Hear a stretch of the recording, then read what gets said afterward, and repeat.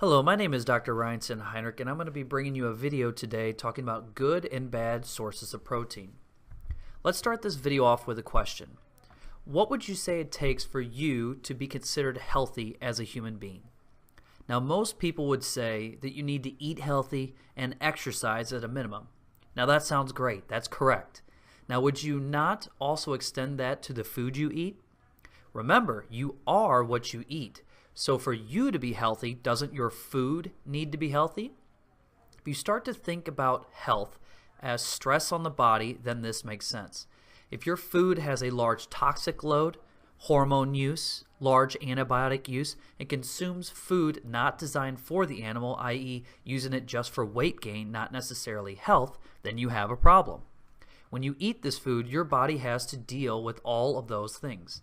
You have just given your body more stuff to worry about instead of working on digestion.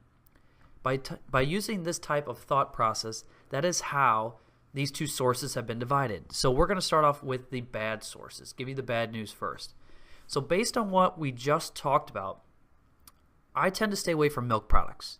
So remember, the milk industry is the largest consumer of antibiotics in the United States, even more than human beings. So keep that in mind. One of the most used protein powders is whey protein, and I do not recommend that.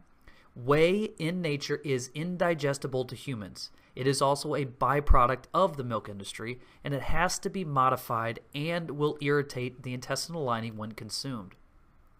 This also goes for the milk drinks that are advertised as recovery drinks. You also need to remember milk is one of the most common food sensitivities and food allergies in this country, so you kind of want to stay away from it for that reason as well.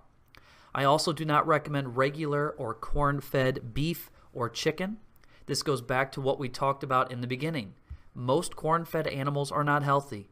The corn is covered in toxic materials such as glyphosate, and they are contained in very close quarters, and that's why they need so many antibiotics. But there is good news because there are plenty of good sources of protein. So these are the best ones that I use, and they're in no particular order. I use a plant-based protein shake made of pea, pumpkin, and rice.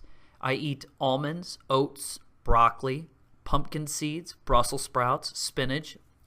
I also get wild-caught fish, and I also eat organic eggs, beef, chicken, and turkey. Now you will notice I said organic and wild-caught. This goes back to your food being healthy so you can be healthy because you are what you eat. When your food is eating what it needs to be healthy and can get the proper exercise, that's what we just talked about. That equals health. So less stress equals a healthier body. I hope